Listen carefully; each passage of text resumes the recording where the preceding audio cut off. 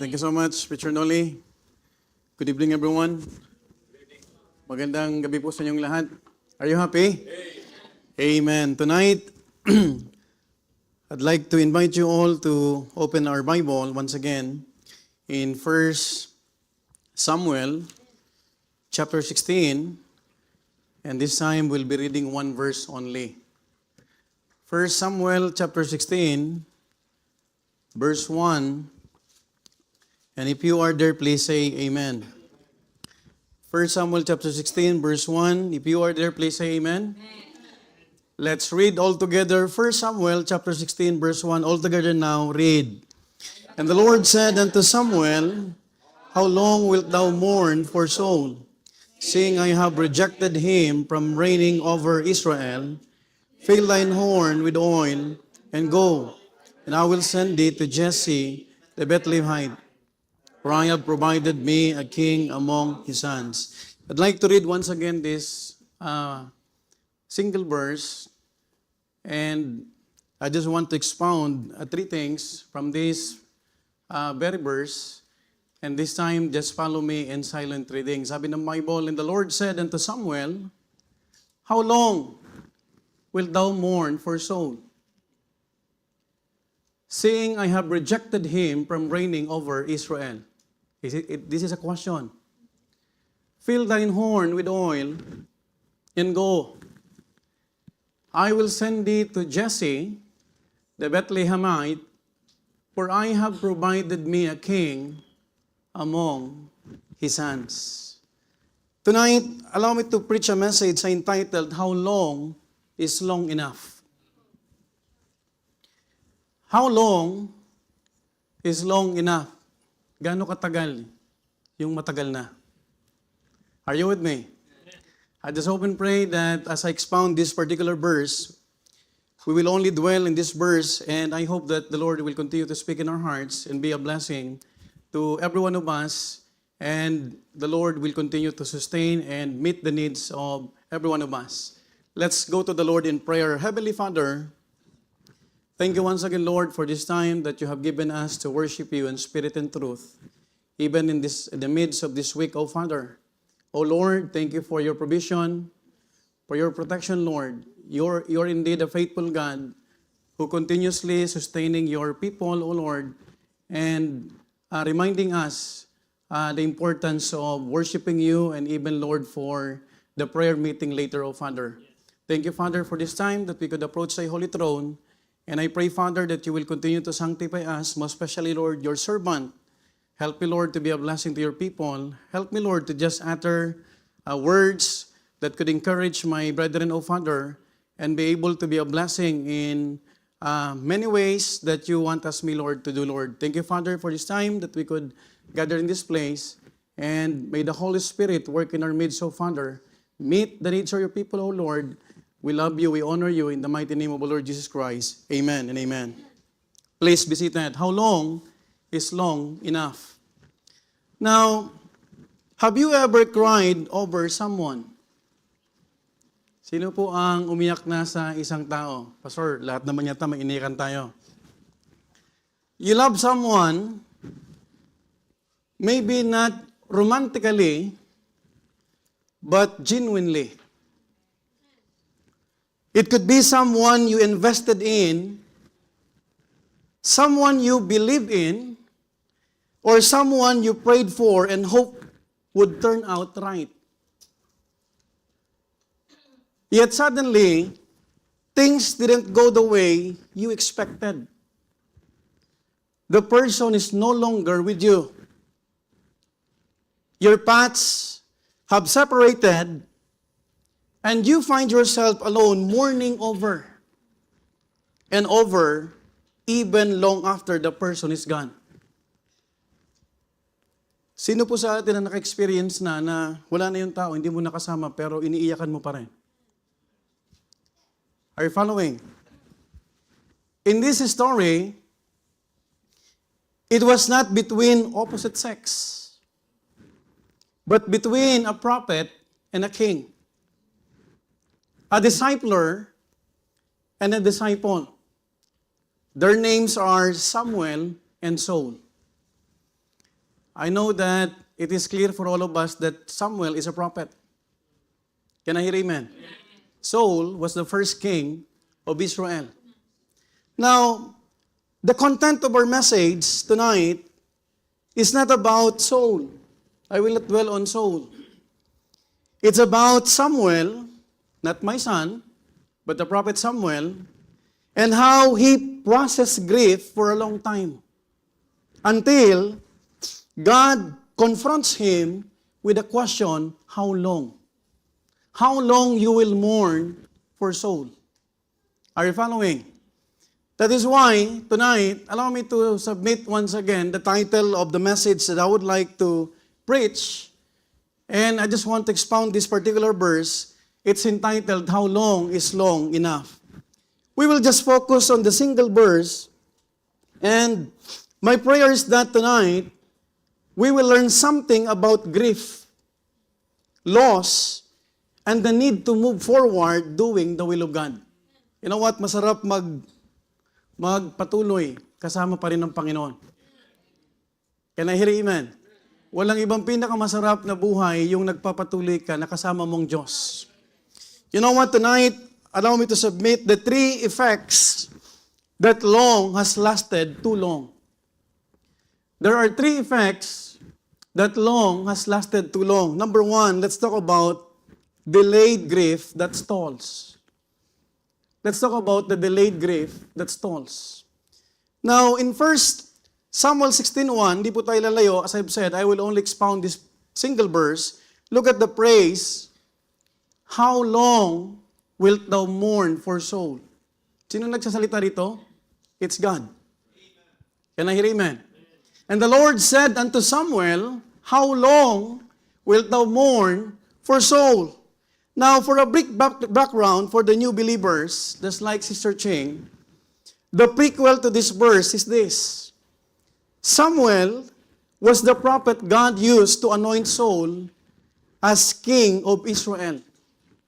Si Samuel po ang propeta na ginamit ng Panginoon para i-anoint si Saul. And God chose Saul as Israel's first king, not by choice, but because of the demand of people. They are asking Prophet Samuel, give us a king. Are you following? Just like the neighboring countries that they are doing, they have kings. Are you with me? You know what? Ang Panginoon, kapag tayo po ay pinilit natin ang gusto natin, the Lord will also allow us. And that's the why God gave Saul as the first king of Israel. So, mga kapatid, Samuel poured oil on his head to show that Saul was set apart to rule. You know what? At first, Saul had great promise. But over time, King Saul disobeyed God's command. And he refused to what? To listen even when corrected. You know what? Samuel saw this. Nakita ito ng tinatawag ni Prophet Samuel because he was the one who corrected Saul and announced God's judgment upon him. During the Old Testament times, ang judgment ng Panginoon ay pinapadaan sa mga propeta. You remember Nathan? Thou art the man. Nung kinumpronta niya si Haring David. Are you following?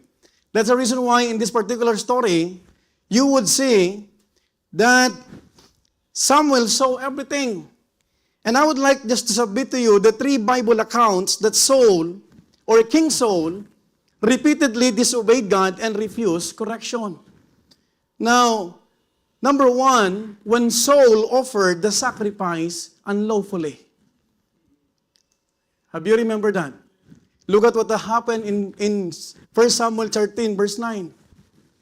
The Bible says, and Saul said, bring ye hither a burnt offering to me, and peace offerings, and he offered, ito yung mali ni King Saul, he offered the burnt offering. Hindi naman siya ang dapat nag-o-offer nun. He is not a prophet, he's a king. Look at what the Bible says in verse 13. And Samuel said to Saul, thou hast done what?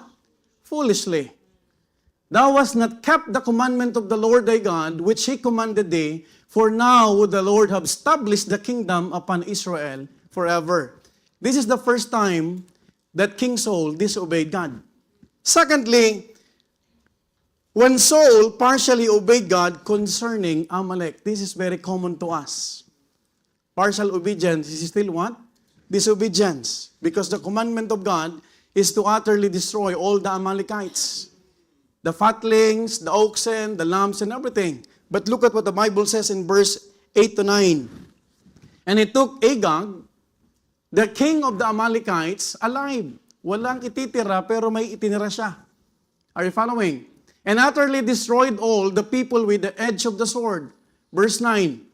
But Saul and the people spared Agag, and the best of the sheep, and of the oxen, and of the fatlings, and the lambs, and all that was good, and would not utterly destroy them, but everything that was vile and refuse, that they destroyed utterly.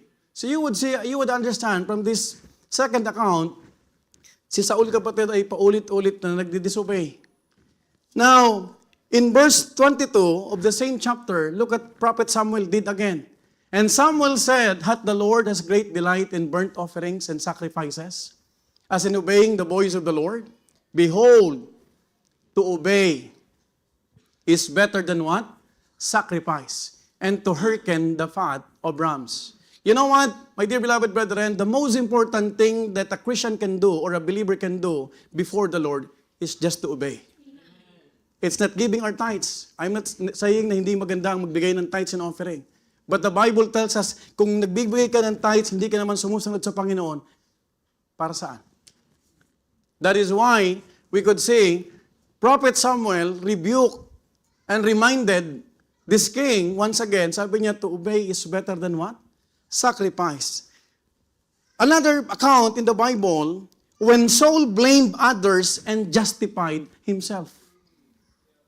Folks, in 1 Samuel 15 verse 15, instead of repenting of his sins, he tried to justify and to blame others.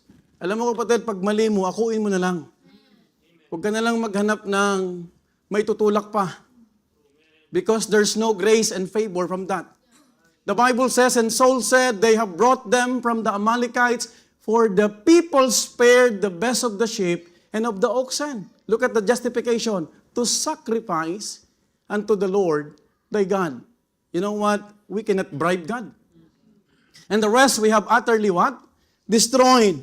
Now, because of that continued disobedience, God rejected Saul from being a king.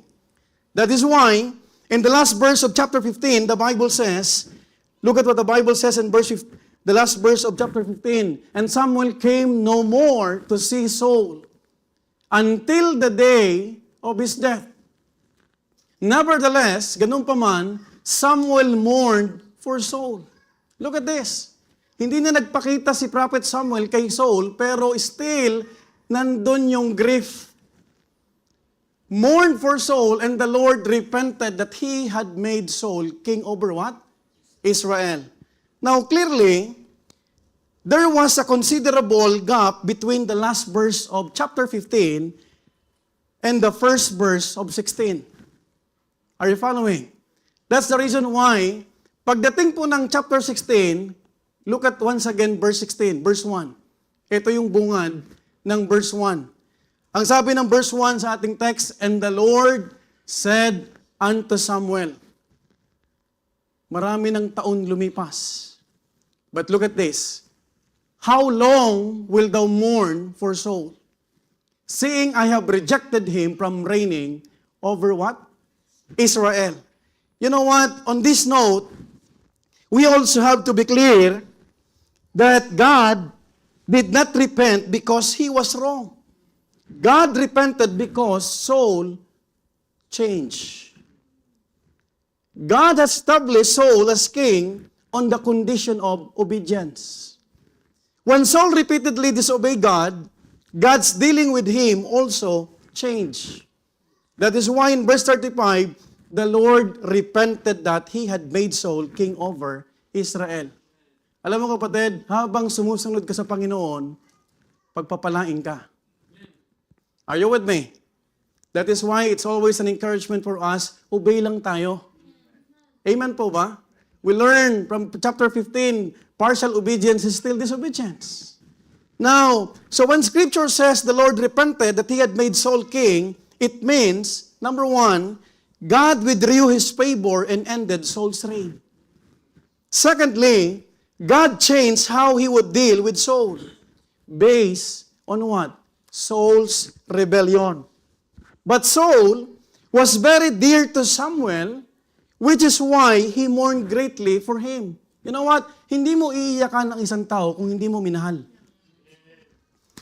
Matagal na kayong di nagkita, katulad po ni Saul and ni Prophet Samuel, ilang taon na hanggang mamatay si Saul, hindi na nagpakita si propetang Samuel. That is why, nung matagal na kapatid, God confronted this prophet named Samuel. How long? You will mourn for that person. Folks, my dear beloved brethren, Samuel was like a mentor and a father to Saul. And this is why his sorrow runs deep. His heart was really broken for losing Saul because he never saw the person that he ministered until his death. Alam mo, mahirap kapatid. You remember Esau? When he fled? Alam niyo ba na hindi niya na nakita yung sarili niyang ina? After that, mahirap kapatid yung mahal mo sa buhay, yung minahal mo, at yung tinuring mong tinatawag na malapit sa puso mo, pag namatayan, hindi mo na makita. That is why this tells us something important. And what is that? Distance does not always end grief. Kahit saan ka pumunta ka, if you are grieved, you will be grieved. Are you following? Kahit saan lupalop kang pumunta, even when contact stops, the heart can still hold on. Kasi madaya ang puso. The heart is the most deceitful above all things. Folks, my dear beloved brethren, Samuel had stepped away from Saul physically, but not emotionally. Hindi siya kukumprontahin ng Panginoon, "Hey, Prophet Samuel, the man of God that I chose to anoint that king, how long you will mourn?" Tinatanong ng Panginoon si Propeta Samuel, after years, how long you will mourn for that person? You know what, folks? God knows and understands how we process grief. Kilala tayo ng Panginoon. Are you following? You know what? God knows and understands how we process grief, and some easily move on, some take time, but some take longer than they should. You know what? Perhaps Samuel was greatly affected because he invested so much love. Alam mo, pag hindi mo minahal ang tao, baliwala sa'yo kahit mawala sa'yo yan. Pero kung iniiyakan mo yan, kahit hindi mo na nakikita, merong ibig sabihin, investment. Are you following? I've said this many times, mabilis mawala sa gawain ng Panginoon pag walang investment. Are you with me? You know what? You will understand also that grief is often deepest where love was strongest. You know what? We do not grieve for strangers or acquaintances this way. We grieve those who we poured out or we poured ourselves into. Pag nilagay na natin yung puso natin, minahal na natin yung tao, doon tayo nag-grieve. At kahit hindi mo nakasama siya, naalala mo pa siya. You know what, folks? We are equally sad. To give you an example, when a brother or sister chooses to leave the church for various reasons. Nalulungkot tayo. Sino hindi nalulungkot pag may nawawala? Are you following? Di ba nalulungkot tayo? But remember, this equally sad, yes, but not all sadness carries the same weight. Meron naman nawawala na parang baliwala lang eh. Kasi hindi mo nakasama. Tama po ba? Lalo kapatid kung halimbawa ikaw yung discipler. Hello? Tapos biglang mawawala. Doon, merong tinatawag malakas na grief. You know what, folks? Those who prayed closely, discipled personally, or walk with that person through seasons of growth often feel a deeper sorrow. By the time chapter 16 opens, 3 things are already true. Number 1, God had rejected Saul. The matter was settled. Secondly, Samuel knew this. Why? Because he's the one who delivered the message himself to confront and to let him know the judgment of God because he was the prophet. Thirdly, yet Samuel continued to mourn. You know what? Emotionally staying where God had already moved past. Nandun pa rin sa kanya kapatid yung emosyon, yung pagmumorn. So when God confronted him by saying, "How long wilt thou mourn for Saul?" It was not to condemn Samuel, but to draw a line around the grief. Folks, my dear beloved brethren, delayed grief stalls us from going forward. Hindi ka makakaabante kung lagi mong iniisip at nasa puso pa rin yung tapos na. Are you with me? Are you listening? You know what, folks? It keeps the heart tied to what God has closed. Sa Panginoon, tapos na. He was being rejected by God already. Pero ang problema kay Prophet Samuel, nagmumorn pa rin siya. Hindi pa rin makamove on. Lahat ng tao nagmumove on na, pero si Samuel, he was still mourning. Are you with me? It blurs discernment. And when you are mourning, kapatid, when you have grief, kapatid, it prevents readiness for what comes next.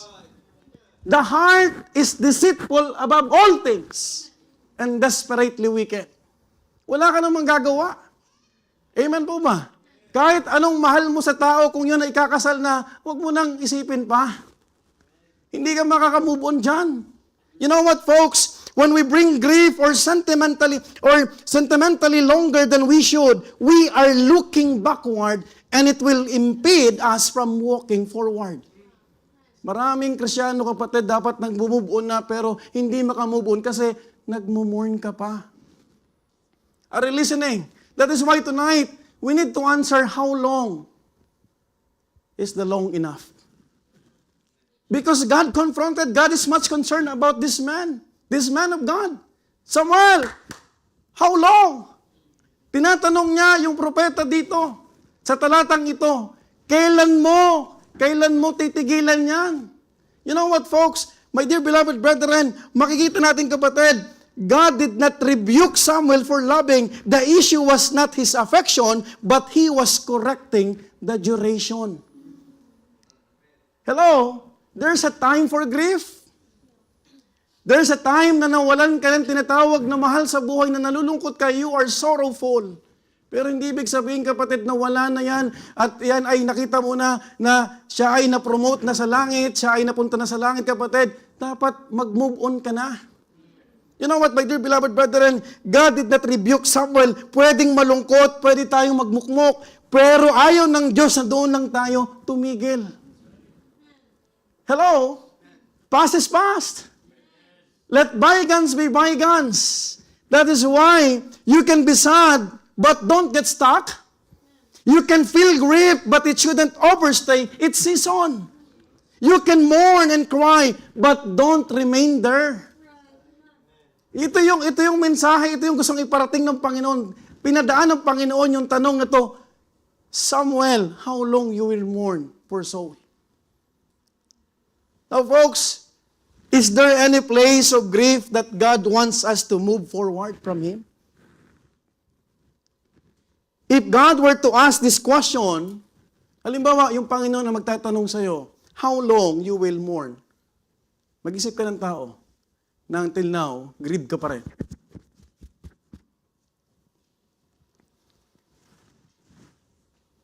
You answered that in the privacy of your soul. If God were to ask this question, how long will you mourn for what? For that person. Saul was already being rejected. Sa Panginoon, it's done deal. Ang problema sa atin, hindi tayo makamove on, pinipilit pa rin natin. Are you listening? Are you with me? You know what, my dear beloved brethren? It could be your disciple who chose another life. It could be a relationship you once had. It could be an opportunity you held on to, even after God said, no. Because when God is telling you no, you stop. Maintindihan ka ng Panginoon na magmumurn ka, magkakaroon ka ng grief, pero hindi mo dapat pilitin yan. Kasi ikaw ang mahihirapan. Are you following? You know what? I've mentioned many times the verse, when God opened the door, no man can shut it.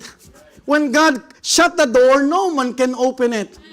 Alam mo kapatid, minsan ang mga mananampalataya hindi makaabante, hindi makamove on, hindi makapasok sa kanyang personal promised land. It is because until now, you are still mourning.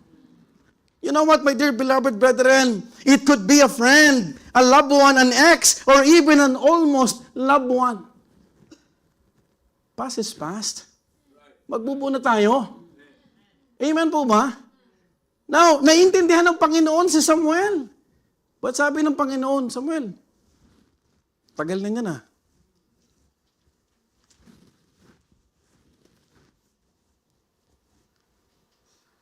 When your heart is affected, you cannot clearly see the vision. Why? Because you are too emotional. Feeling mo lahat ng nararamdaman mo tama. Pero kung tutuusin lang, if you will just let go, you will see the blessing from the Lord. Are you with me? You know what, my dear beloved brethren? Something that never became what you prayed it would be. God does not condemn, but He clearly confronts us with the question, how long? Ilang beses mo nang napakinggan, tama na. Move on ka na. Hindi siya ang para sa'yo. Gustuhin man natin na makasama, wala na eh. Are you with me? Are you listening? Hindi mo na pwedeng kapatid pilitin yan. Sa Panginoon tapos na. King Saul was already rejected. Are you following? That is why pinaalala ng Diyos kay Prophet Samuel, hindi ba ni-reject ko na yan? Now folks, my dear beloved brethren, every grief has its season. But just like every season, it must come to a close. It must come to a close. You know what?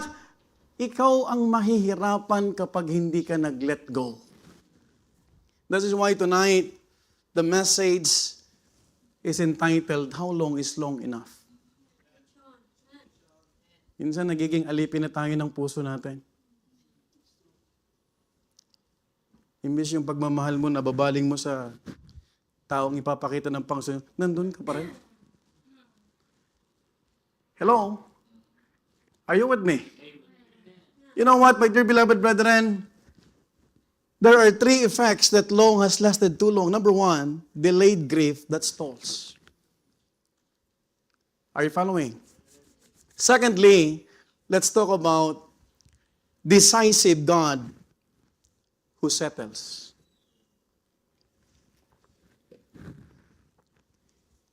The same verse, I would like to read the next phrase. Ang sabi ng Bible, seeing I have rejected him. Hindi lang tinanong ng Panginoon si Samuel, kundi sinabi niya, di ba nireject ko na siya? You know what? The next statement of God is seeing I have rejected him. Here, my dear beloved brethren, if you will just open your eyes, we will see God's decisive verdict. I have rejected Saul.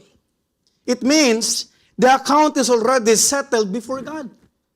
You know what? What Samuel was mourning was something already final. A decision God had fully concluded and closed. Hindi naman kapatid magsasarado ang Panginoon kung ang Panginoon wala pang verdict. God gave Saul many chances because He is a gracious God. Pero kapag ang Panginoon sumarado kapatid, huwag mo nang bubuksan. And it appears that though Samuel was not openly contesting God's decision, he continued mourning, functioned as resistance to a settled verdict. Who are we to make an appeal before the powerful God? If you believe that He is the righteous judge. Amen po ba? Amen po ba? You know what, my dear beloved brethren? God reminding him, I have rejected him, was tantamount or saying, there's no open debate anymore. There's no room for argument. Why? Because it is settled even in heaven. Sometimes, settled na sa langit, kahit yung anghel, alam na ang verdict ng Panginoon, kahit yung mga anghel, respetado na sinrado ng Panginoon, nagmumurn ka pa rin.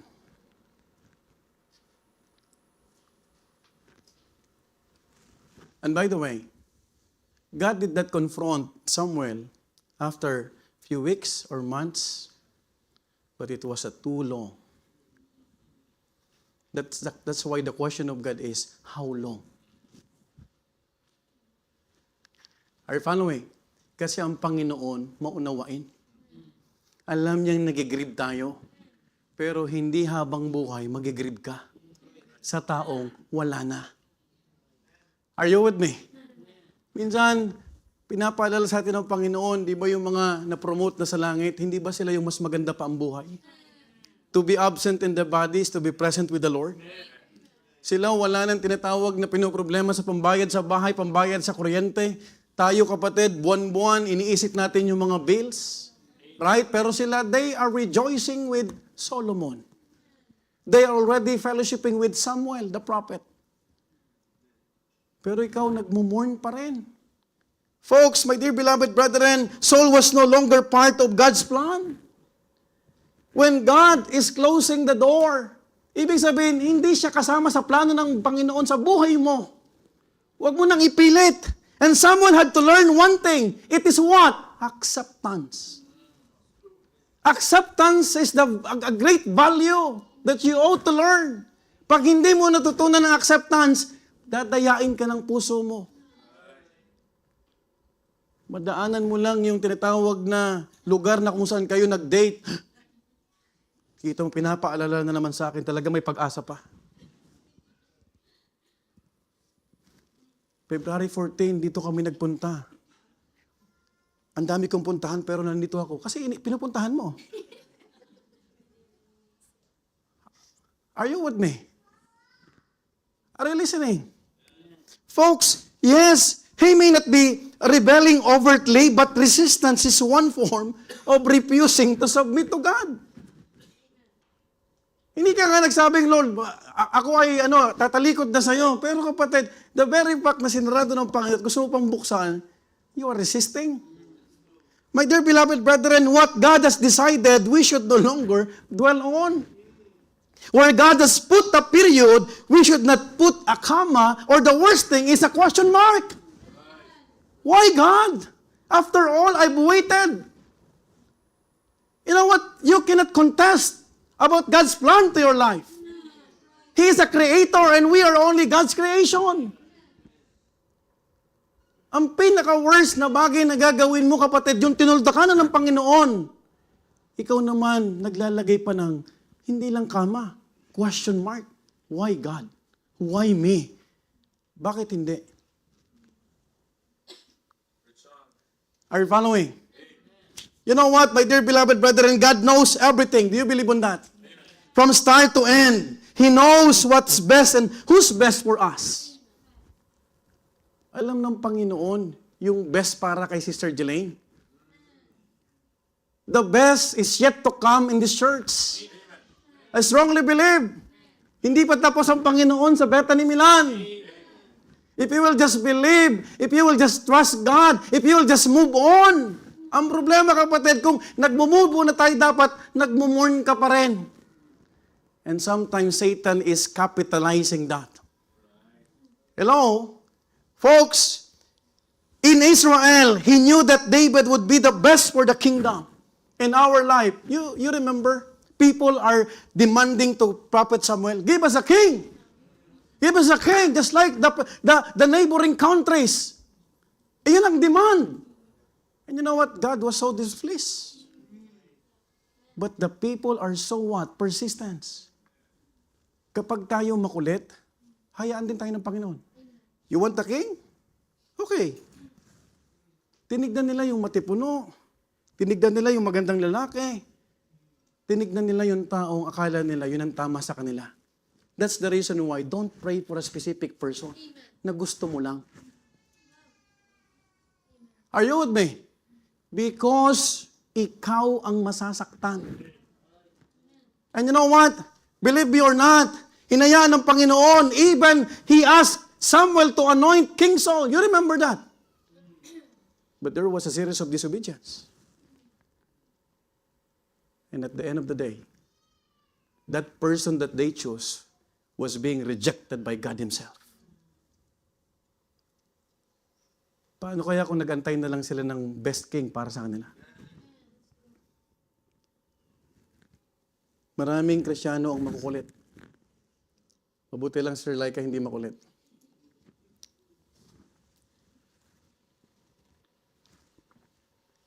Sinaraduhan na ng Panginoon, huwag na tayo doon.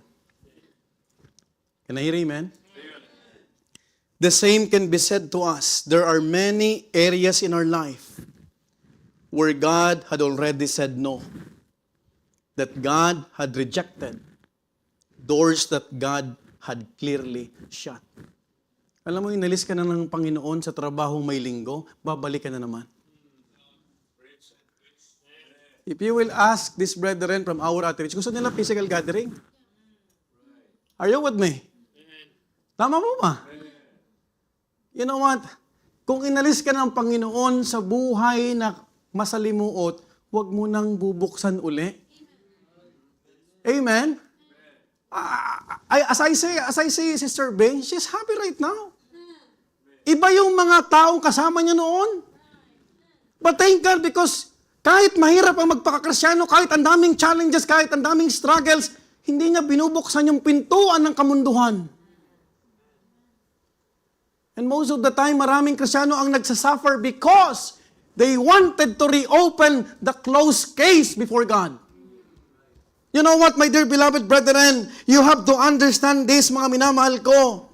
God dealt with Saul for delayed disobedience. But here, we see Samuel delaying his obedience by dwelling on emotions rather than God's direction. Alam mo ba kapag ang emotion mo ang nasusunod, you are delaying God's commandment.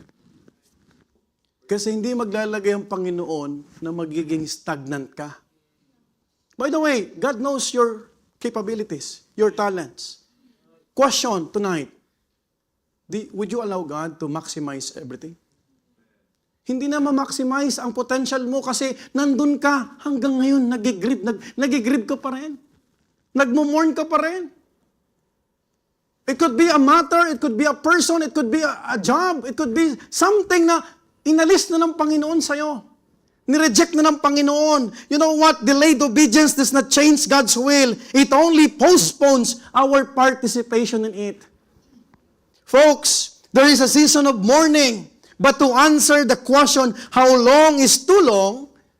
I'll give you an answer. Too long is when we still remain in a place, in a setting, in a relationship, in an emotion, in an opportunity where God no longer is. Siguraduhin mo na pag ikaw nagmumuni-muni, kasama mo rin ng Diyos. Hindi yung tinatawag na enemy. Iniisip mo yung mga nakaraan, sana nandito pa rin siya, sana ganito. May mangyayari ba? Hello? Are you with me? Wala na po. To give you an answer, how long is too long? Too long is staying where God has already decisively withdrawn His presence and direction. God rejected Saul. Hinayaan na ng Panginoon. You know what? Too long is when staying feels safer than stepping where God is leading.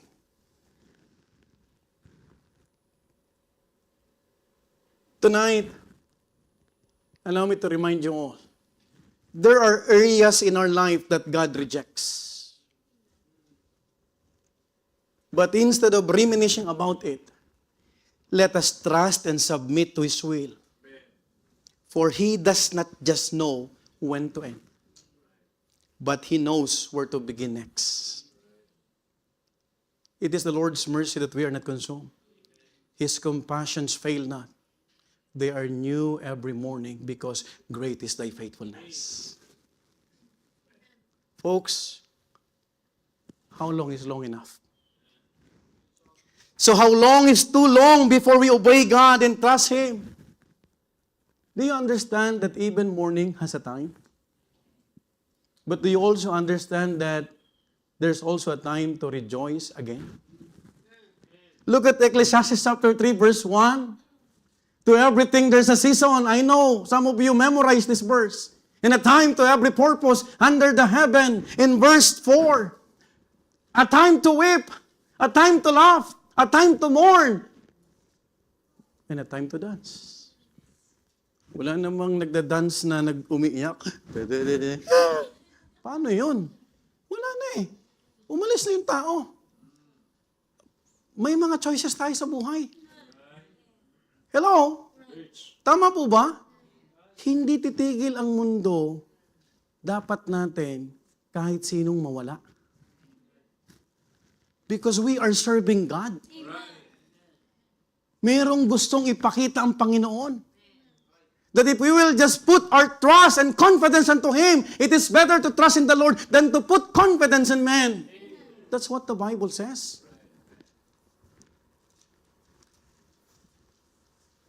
Problema, a time to dance, umiiyak ka.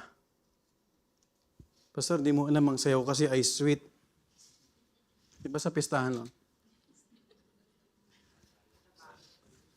Oo, pagtalikod mo, may girlfriend pala yung sinuntok.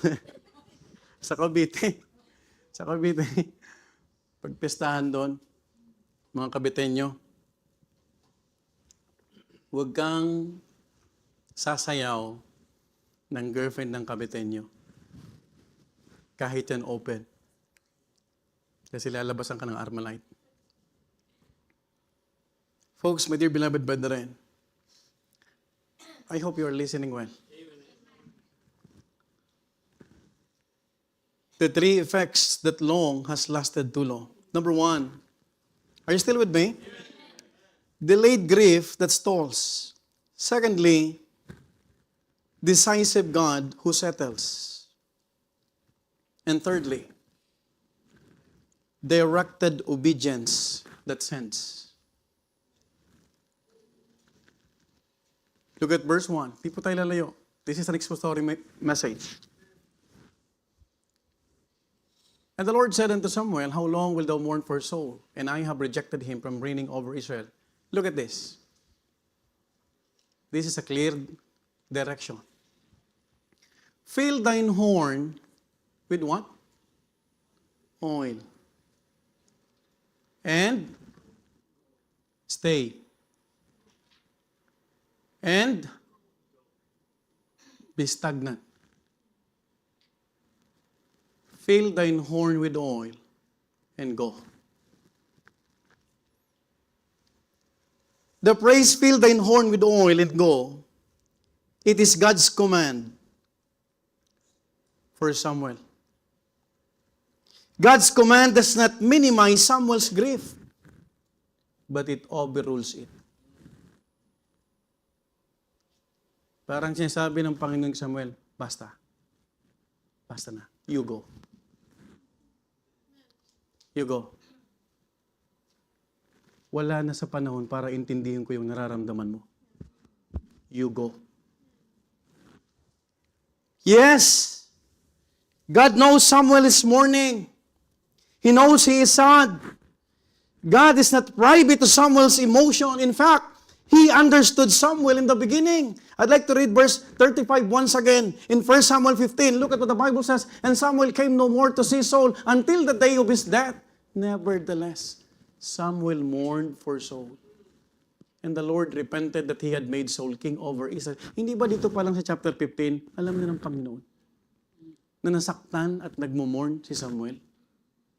Tama po ba? You know what? Time came. What Samuel needed was no longer understanding, but a direct command. And the time came when God's understanding was no longer the answer. The answer is what? Obedience. Hindi ka makaka-move on kung di ka nag-obey. Amen po ba? Hindi ka makaka-obey din kung ang iniisip mo pa rin yung nararamdaman mo. Folks, God no longer discussed Samuel about Saul. Hindi mo ba alam, kapatid?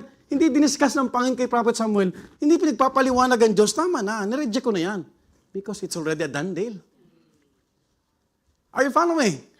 You know the reason why? The period is no longer for explanation, but moving forward. 2026 na. Ilang taong ka na nagmo-mourn? Sumubang sa buong 2026, umiiyak ka? Grieve na grieve ka? Ang sarap ng buhay, ang sarap ng sumusunod sa Panginoon. Ang lahat ay nagpapatuloy, ang lahat ay gumagawa ng kalooban ng Panginoon, tapos ikaw, nagmumukmuk ka sa tabi. And you are planning many plans in your life. You are trying to direct or control everything, where in fact, it is God who controls you.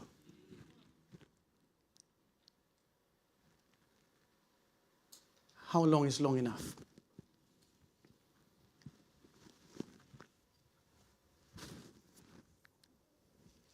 In short, God stopped explaining because it was time to go. Sometimes, even as a pastor, listen to this. I encounter this.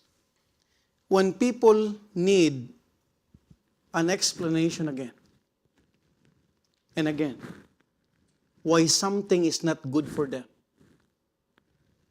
the problem is not the information, not even the Bible verse, not even the lack of knowledge.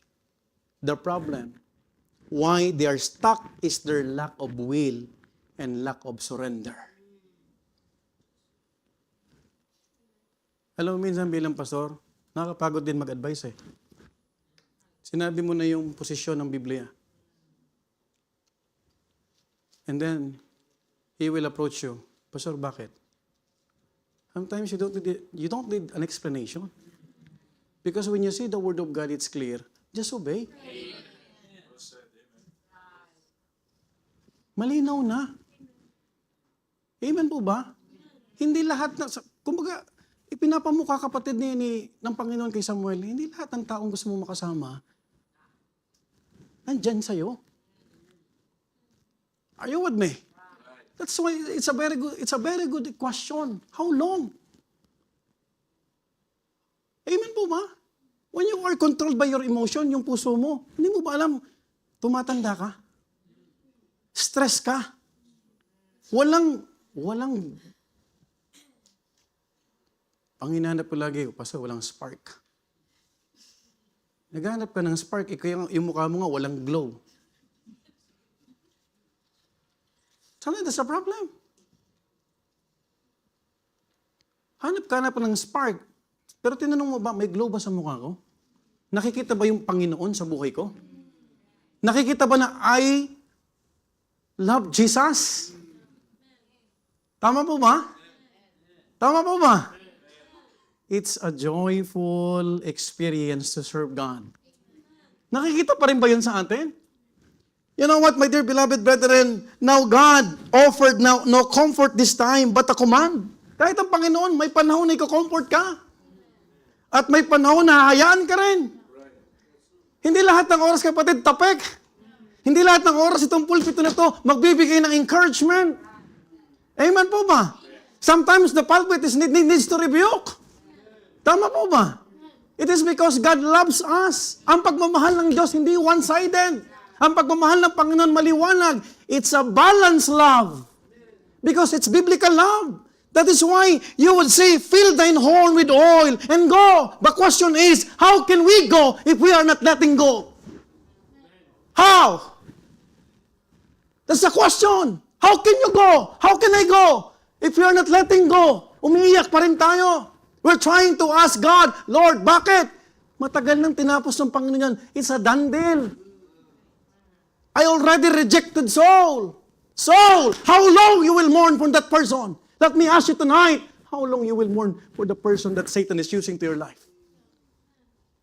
Hindi pwedeng magbigay ang Panginoon sa iyo ng tao na magiging stagnant ka. When I married my wife, I thank God because marami siyang kino-compliment sa akin.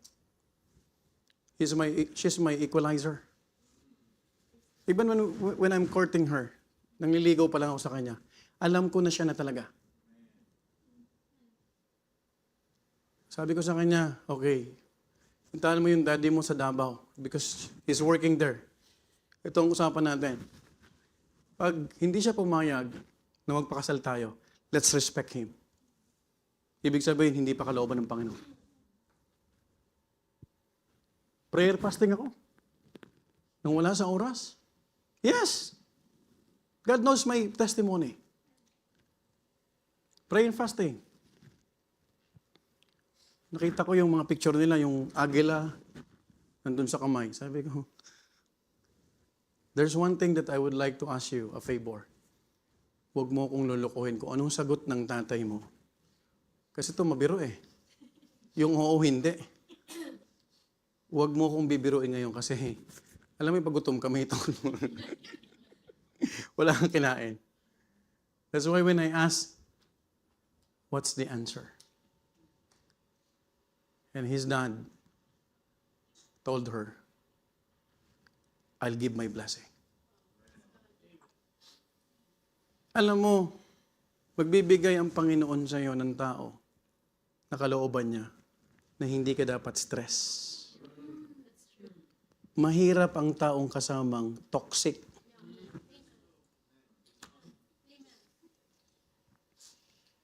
Are you following? The horn of oil represents readiness for service. Do I have time? May time pa ba ako? Meron pa? Wala pang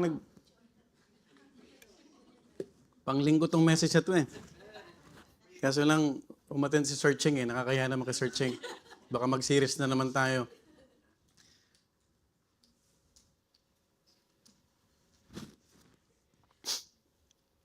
Again, the horn of oil, it represents readiness for service. The command go represents movement in obedience. Alam mo, have you noticed this? Lahat ng command ng Panginoon, go. Even in Exodus time, nandun yung Egyptians, nandun yung tubig, pero ang command din pa rin, go. Pagdating ng Panginoong Jesucristo, paalis na lang siya, go pa rin. Tama ba ma? Have you noticed this?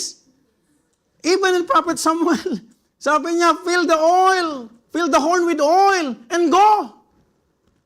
Hindi sinabi ng Panginoon, fill the horn with oil, and stay in your house. At isipin mo kung anong nangyari. Bakit nagkaganon si Saul? Hindi kapatid. Ang commandment ay malinaw. You go. What if God is telling you to go? Letting go person. Letting go an opportunity na alam mong hindi kalooban ng Diyos. Pero minsan mapilit lang tayo. You know what, my dear beloved brethren? The Bible says, I will send it to Jesse the Bethlehemite. I am reading verse 1 again. Di ay lalayo. This is an exposition. For I have provided me a king among his sons. How many siblings that David has? 6.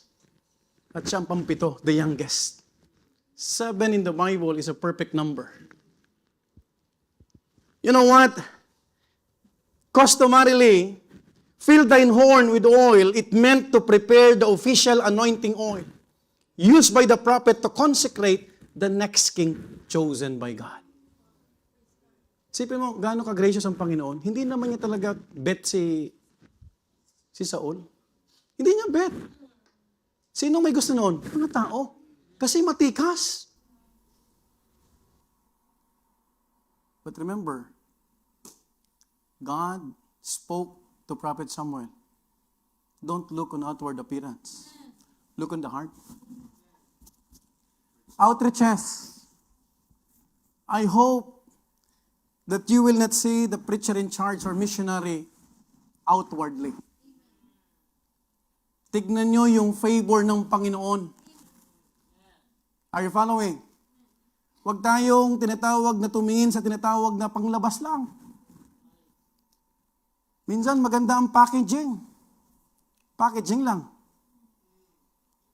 Don't be deceived. Ang tignan mo yung loob.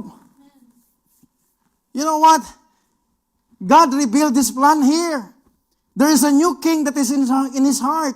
He already narrowed the tribe and the family was identified. Hindi na siya pinaganap kung anong tribo pa. Pamilya na ang binanggit ng Panginoon, the son of Jesse. If you would notice, kapatid, Jesse is from the tribe of Judah. Pero hindi na pinahirapan si Samuel.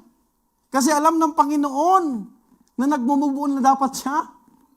Alam mo, minsan, tukoy na natin, kapatid, kung anong dapat na gawin natin, but we are not willing to fill the horn with the oil. How can you fill the horn with the oil if you are holding something? Ang commandment ng Panginoon, ito, ang linaw na. Hindi mo siya mahawakan kung may hawak ang iba. Are you with me? You cannot go because it's a partial disobedience.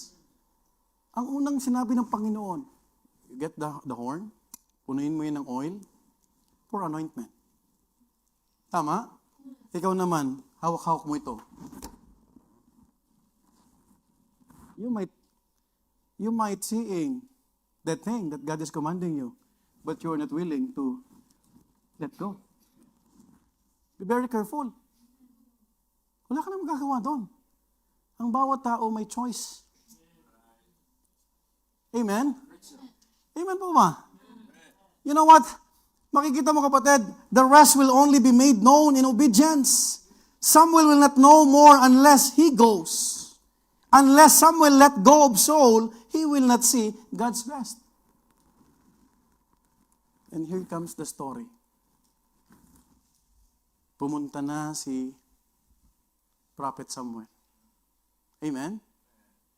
Do you know, hindi makikilala ni Prophet Samuel ang best para sa Panginoon kung hindi siya sumunod.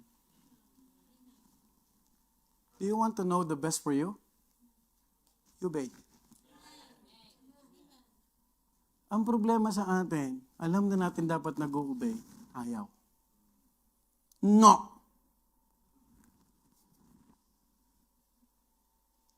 Pag bata pa, cute eh. Pag sigabang, no!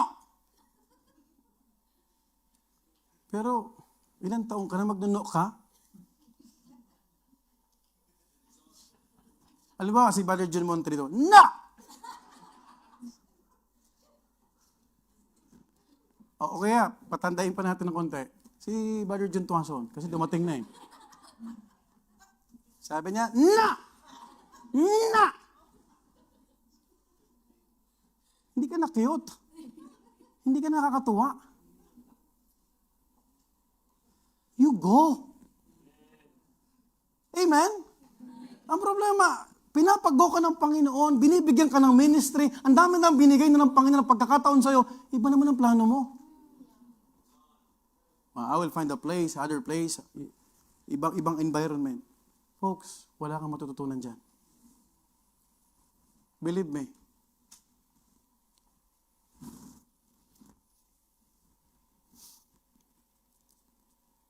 Grief as a way of narrowing sight. Until Samuel released Saul, he could not see David. Do you want to see David? The best from the Lord?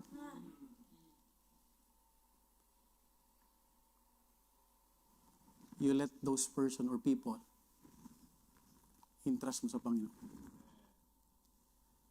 The same can be said to us. If we remain tied to what God has rejected, we cannot move forward what God has prepared. May hinanda ang Panginoon sa atin. Do you believe on that? May hinandang bahay, may hinandang trabaho. Amen? You know what? What I learned here personally is that obedience is never stagnant. It is always mobile. God understands seasons, but He does not tolerate sustained idleness. I am sharing to you what I've learned. Sometimes we are no longer useful because we are too sentimental with what God has clearly said no to. God often restores usefulness not by revisiting laws, but redirecting purpose. Saan ba tayo naglilingkod? You ask yourself, saan tayo naglilingkod? Sa tao? Sa Panginoon? We all have a purpose. Can I hear amen? And that is to go. That is to go. God was already preparing the next chapter. He was working through David, but Samuel simply had not turned the page yet. Alam mo, sa Panginoon, kabilang chapter ka na, new chapter ka na. Ayaw mo, dun ka pa rin. Puno na to. God wants you to write your own story. Next level. Next chapter ka na. Question, kapatid, do you know why sometimes it is hard to let go? It is because God's command to go is often uncomfortable. Because, totoo yan. It requires leaving what is known for, what is not yet revealed. Ang gusto natin ay revelation. Ayaw natin ng obedience. And who are we to demand revelation? Where the Bible is already complete. Nireveal na lahat. Amen po ba? Gusto ba nating makita yung kalooban sa atin? Whether tao man, trabaho man, relasyon, or oportunidad. Kung gusto natin ito makita, mga minamahal ko, bitawan mo ang hawak-hawak mo ngayon. When God tells you to live, then it's time to live. Staying in a place because we love it will just further delay us from having God's best. Hayaan mo ang Panginoon ang magsabi sa iyo, you live now. It's not because you are grieving. There's a time for everything. You know what? David did not become God's best because Samuel finally saw him. David was already God's choice, but he was only seen when Samuel obeyed.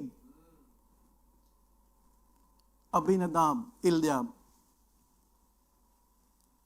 Sabi ni Prophet Samuel, where's your son? No, I have no son. I have sons. Pagpasok niya doon, yung panganay. Sabi ito na yun. Sabi ng Diyos, no. The next one, pangalawa, pumarada na. Excited na naman si Prophet Samuel. Pero kahit propeta na-excite. Kasi tao tayo. Sabi ng Panginoon, no. Third, fourth, fifth, sixth. Sabi ng prophet kay Jesse, lahat bang anak mo nandito na? No. There's still another one. And he is the youngest. And David arrived. He was ruddy, as what the Bible describes. And David was good looking. And then, tinawag siya ng tatay, David! Ba't si David eh? Galing siya sa pagpapastol. That's the only time sinabihan si Prophet Samuel, that is my best. That is my best. Hindi yung best ng mata mo. Hindi yung best offering ng tao o ng mundo. Dapat offer galing sa Diyos. Are you listening? You know what? God did not bring Jesse to Samuel. Samuel had to go to Jesse. And there, When Samuel finally obeyed and started moving forward, God unveiled what had been in his heart all along. Look at 1 Samuel 16:12. I am almost done. And he sent and brought him in. Now he was Rudy. Hindi si Pastor Rudy Abruta. And withal of a beautiful countenance. And goodly to look to. And the Lord said, Arise, anoint him, for this is he. What a blessing. What a blessing. What a blessing there is when we obey the God who says go. And shows us why along the way. Alam mo, isang malaking karangalan kay Propeta Samuel na siya pa rin ang nag-anoint sa best king na hinanda ng Panginoon. Are you following? Don't let grief, don't mourn for a person.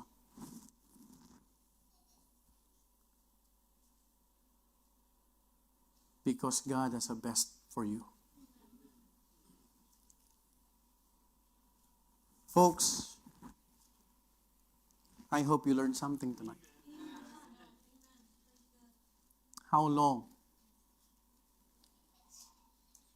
is long enough? Move on tayo, kapatid. Amen? Fill the horn with the oil. And after that, let's go. Not going backward, but moving forward. Because you will see the best from God. Walang sumunod sa Panginoon na nagsisi. Pero maraming taong tumalikod sa kalooban ng Panginoon na hanggang ngayon nagsasuffer.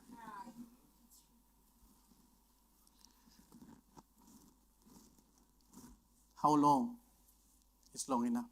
Let's all stand up and we will pray. Heads be bowed, eyes are closed.